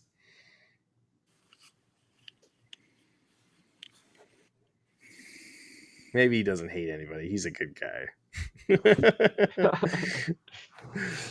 But these prop bets seem kind of lame to me. I was hoping I was gonna find like a. You have to go to Vegas to find the fun ones. Yeah, these are every. There's so many different betting apps and different things that you can do that, they're all different. Like FanDuel probably has the best line set up. I mean, ask Joe Cade's got FanDuel where he's at, so he would know. DraftKings will probably throw stuff out there, I'm thinking, Dathan. If I recall correctly, they do it like day of, the morning you wake up, and it's like a whole bunch of stupid bets out there. Yeah, I know FanDuel has a majority of, like, they're based out of New York, I think. So they've got a majority of all the stuff that you can do. You can do now. Chris, who do you think is going to win? Been kind of quiet. The refs. Well, so that means the Chiefs are going to win. That actually is the thing I don't like about the Super Bowl. That is something that they should change. The all-star team of the refs, that's not good. Yeah. Joe uses bet at MGM. They should have. That's a good one too. The officials should be they should be a team of officials that is one of the teams that does regular season games. It shouldn't be a best of the officials, because I feel like there's a lack of congruency and understanding as they're officiating the game. That's one thing that I would change about this quote unquote big game. I would change that. I would also change the halftime show to just be standard 15. Oh yeah, who's the halftime? Kendrick Lamar? I have Like- no idea. My wife knows who he is, but like, should I know who Kendrick Like, that's Lamar so- is, if that's who it is. I just don't know who's doing the halftime thing. I hate that. To be the curmudgeon-y sports person, I don't like the halftime show. Oh yeah, well, I was listening to I don't either. something Yeah. something on the Drake. Who's his rivalry that he's been having? Like, I can't even name the guy that he's having the West Coast East Coast rivalry. Like I think everyone like in their 20s knows exactly who I'm talking about. I But mean, I think the Super Bowl halftime show is so stupid that it's like I can think back to even when I've gone to Super Bowl parties, which is rare, because I actually want to watch the game. Even when I was surrounded by people who didn't actually want to watch the game, they didn't all stop what they were doing to watch the 30-minute halftime show. They still just continued eating chips and corn dogs or whatever they had and talking about what work was like or what happened at Christmas. Like there still wasn't like oh wait, Janet Jackson is on, let's watch that. Like there wasn't, or Justin Timberlake, let's watch that. There wasn't any of that. As a matter of fact, when that whole flap happened, there was a lot of like, what? Somebody saw it out the corner of their eye, and then there was rewinding to see it. That was the only time I've that was watched when DVR was just came into right. That's the only time I've watched TiVo. everybody at a party stop and actually watch the halftime show. Other than that, if they wanted to make a real halftime show, they would find an artist that actual football people like to watch, and then they do it. Now, my guess is they came close to that last year. I think it was Dr. Dre, Eminem, and those guys. That was a good one. They probably came close to getting everybody to stop yammering on and actually pay attention to the halftime show with those entertainers. Other than that, you'd be stuck with like Metallica probably would grab a fair share of it. One of the hot country artists would probably grab a fair share of the Super Bowl parties to sit and watch it. But they usually swing and miss with all of it. And I think that if it's Kendrick Lamar, they're going to swing and miss. Because I couldn't imagine that those Super Bowl parties are going to just people stop and watch it. Yeah, and But a lot yeah, of the artists they have on are like they're doing shows that it's like they're past their prime, I guess is what I'm trying to say. Is like they're doing Well, yeah. There's their nostalgia trips. Who was right? the girl they had on last year? Like she hadn't done any music in like 10 years. Oh yeah, okay, yeah. Drake is fighting with Kendrick Lamar. Okay. Yeah, I couldn't remember. Like I don't. I'm not. Has been going for a while. I am definitely not a music guy. Mm. So like, especially like new music. Yeah. So I just heard on the news that Drake is suing Kendrick Lamar now.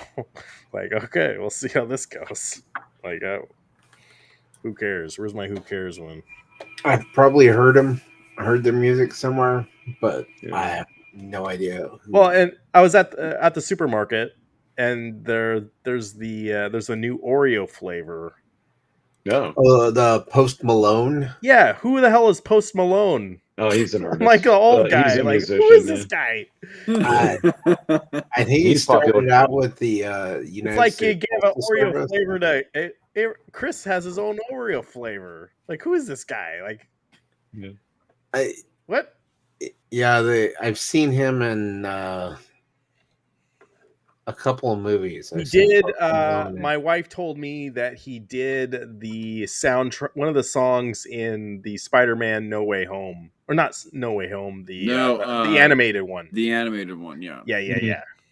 So I was like, all right. So maybe, I guess he's cool. Yeah, everyone fights with everyone. People need purpose, so they fight. Yeah. Oh, talk about guys that fight in the home arcade community. My God. But yeah, I wish that they would not do away with the half. I mean, I wish that people just have fun with it. So that's cool, whatever, But it seems to me like whenever I'm around Super Bowl parties, which again isn't very frequently, that the halftime show serves nobody. So just make it the 15. Let me keep watching my game and call it a day. For Like sure. that's kind of my thing on it, you know. I remember when they had Indiana Jones as the halftime show. What year was that? Was that like 19? That might have been 88. right after Last Crusade or Yeah, something. it would have been after Last Crusade, right? It was not a music show. It was like a kid acting show. They probably Yeah. did a Transformers one. They didn't do a Transformers one, dude. Stop. Okay. Yeah. It was 1995. Oh, okay. You have it? Yeah, I found it. Okay. 1995. That's actually Yeah. not as old as I thought it was. Interesting. All right. No, not as old as. Yeah, you're right. Not I as old as you thought it was, and I do remember it. I don't know why I forgot it until you brought it up. Yeah. That was probably the last non-music one they ever did. It probably But got yeah, bad it was ratings. the 49ers and Chargers, right? Yeah. Was the game. Where, of course, the Niners just kicked the crap out of the, the Chargers. That was But the yeah, last time the Niners won. The last couple times the Niners can't win. Yeah. So it'll be, I mean, you know, I hope it'll be fun. Yeah. You know, it's I hope that it's a memorable game, even if it's not a good one. Yeah. Well, that's what you normally want with these games, is for them to be good and not like one-sided. A lopsided game sucks. It doesn't matter who you're a fan of. It's never fun to watch any type of sports game where one side is just playing and the other side just decided they wanted to stay home. Of course, sometimes you check out, and that can be dangerous.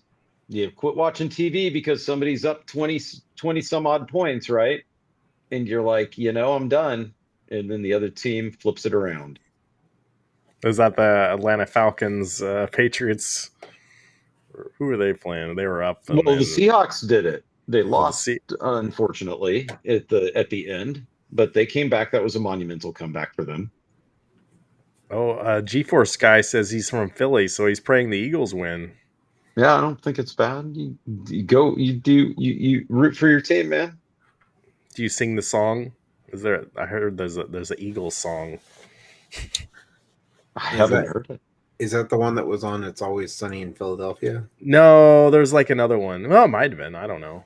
Is there a Seahawks song? No, I don't think so. I don't think so. You don't sing the Seahawks song when you like? No, anytime they get the first down, they always do that hawk noise that screams across the stadium, which is actually kind of cool. But I don't think there's like an actual song. I like in Minnesota they just do the the horn thing. They yeah. also the skull chant where they clap at the beginning.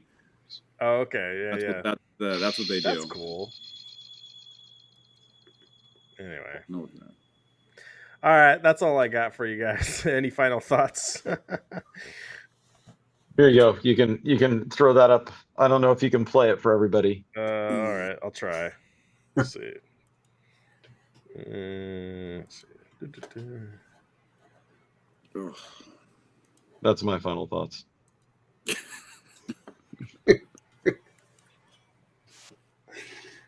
That's your final thought. Right. You just drop a grenade and leave. That's pretty much it. Well, you'll see. Maybe if Ryan can play it. It's there it is. Oh yes. Listen, we've got to do this. Let me hear you all say ELGSES Eagles. Oh God. Let's go, Birds. Do that again. Hear you all say ELGSES Eagles. Whoa! You did not spell Eagles right. Hey, listen, I'll tell you this. If they didn't know who the mayor of Philadelphia was, they should know now, okay? And we're going to do everything that we possibly can to make sure we cheer our Birds on a victory. All right. Whoa. All right. Elxus? Elxus? ELGSES. I've heard that What's up, soundbite Jason? so many times, and I've listened to it because I was playing it for my kids and stuff. I still don't know what she spelled. Like I still couldn't even chant back what she chanted, even to make fun of her. Like I can't jumble the letters up the right way. You know, like that should be to be a politician. I know, like, there's a really low bar for politicians, but like you gotta know how to spell She's the mayor. She got elected. what? Yeah, that was the mayor of Philly. I guess there's different priorities with different people. Yeah, I mean, come on, of course. Plus, it's spelling, and you're on the spot. You know, come on. Oh, yeah. I was a performance musician. You get nerves and things happen, right? That happens. Stage fright is not, and it's always the stupidest thing that happens where you drop something and look like an idiot, So she just got a little too excited, but I still think it's hilarious. What would be the team that would be the easy 49ers? To spell? Yeah, you just be 4-9 ers. Yeah. Yeah. I don't know. I think yeah. Jason says I think she should be required to spell mayor on the spot or be fired. Yeah. Well, we'll see what happens. I think I think that it could be not a fun game to watch, and I hope that I'm wrong, because usually when I predict these things, the opposite happens. So I predict the Chiefs are going to win by 50, and it's not going to be any fun to watch. Maybe I don't really care. I just want to win my bets. That's part of it, Dathan. I have 10 of them. I know I'm not going to win all 10. I'll win if I can maybe win 7. I'll be happy. I would say this: if the Eagles go up by 14 right in the beginning, then you can live bet a quick win for the Chiefs to come back and win it. Yeah, and cover your bases. That might pay you back some of your hedge your bets there, right? Yep. And fingers crossed that a QB catches a pass, because that'll take care of a lot of them. So there's got to be parlays tomorrow on the tush push. Yeah.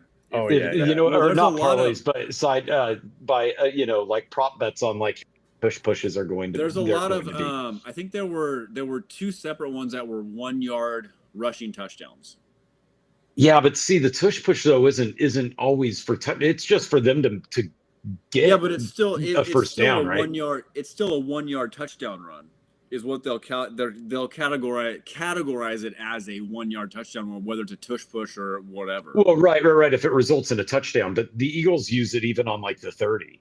Yeah.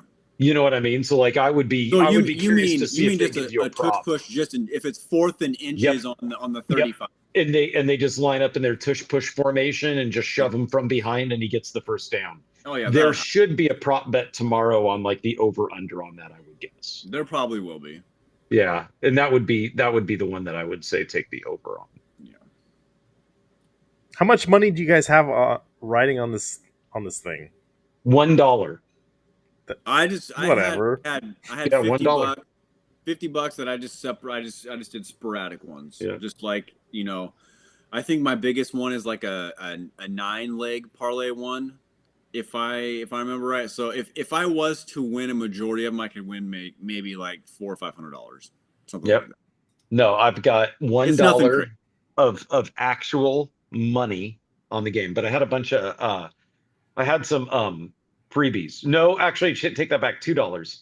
But I had like bonus bets and things like that too. Yeah, I had a few. This is the end of the year for it, right? So now it's like, okay, so now I just want to get it out. But no, my rule when it comes to this is I never put out more than what a movie ticket costs. Oh, that's a good plan. That's a good process. That's my limit, right? And since I haven't been to the theater in like 8 years, it's like $6, $7, somewhere around there, right? G-Force guy remembers when we were doing Instagram lives. Yeah, I only did how many? I probably did like 5 or 6 of those, and they were fun, but no one watched them. Like no one really watched them. But thank you for showing those up. I think I have a few of them on my Instagram, but I started going to more YouTube, and hey, dude, Thank you for the super chat. Where's my super chat? GeForce guy, thank you for that. We're trying to we're saving for a crane machine. That's right. The claw. The claw. No, we are not. Yes, we are. And then the arcade went up photo booth. You gotta give that afterwards. That's a good one too. That's a good fundraiser. We could do hot we could garbage. Have so many funtivities with the claw machine. It would be great. Oh my gosh. Yeah. We could have so many funtivities. Yeah. What an ugly thing to say. No, it's a great thing to say. But yeah, GeForce guy, I'm rooting for the Eagles for just for that super chat. Like for sure. Like, thank you, GeForce guy. You're a good dude. Thank you. Thank you. Get enough super chats, we get a warehouse. I got a lot of problems with you arcade people. Went up claw machines. That's right. Yeah. You talk with your helmet, right? Every moment. All right. Yeah. Talk with your helmet. Okay. Thank you guys. Good show. That was a very random show. I appreciate it. Chris, everyone go check out Chris's channel. Do you have anything going on in your channel this week, Chris? Just movie reviews. Yeah, what movie? Give me something. I'm still doing a kung fu series on there, and then this weekend I'll be going to see Love Hurts and Hard Eyes, and I'll put up reviews for those ones. There we go. Cool. And everyone go check out my channel. I did a video on MLB The Show earlier this week, and it's doing better than I thought. Whoa, GeForce guy. Yes. $10. Oh, wrong one. So close. Dude, thank you. Wait, but I'm not getting that claw machine. Yes, claw machine. It's claw machine. Gonna load it with eggs. What would I even do? No. I don't even have the room for that. Yes, you do, because that's why we get the warehouse. I'm buying the NBA yeah. Jam. Yeah. I'm buying the NBA Jam from you. I'm gonna. It goes right there. I'm getting the iconic arcade though. Doesn't matter. Street Fighter iconic. You'll just build a new wing of your house. This is what you've always wanted, an expansion to your house. My wife talk would about divorce like, me. oh, I want a bigger bathroom. I want a bigger this. No, you don't. You want a room for the claw machine. I liked Eric's idea a few weeks ago. Eric's idea a few weeks ago was get rid of the hot water heater. Just put it right there. That can work too. There is always room for claw machines. I need my hot water. Yeah, that's always an room old for a claw saying. machine. You know, my dad didn't say much. He was a man of few words. But one of the things that he imparted on me before leaving this great earth is there is always room for a claw machine. Wise man. Yep. Wise he man. Did not Rest in peace. Oh yeah, he wouldn't shut up about claw machines. He didn't talk much, but if you ever started on with the claw machine, just pull that little string. Yep. Travis is getting loopy. I haven't had dinner. All right, guys. Yeah, go get dinner. Peace out. Thank you for the Bye, super guys. chats, We'll see you guys. next week. Good night. Have a good night.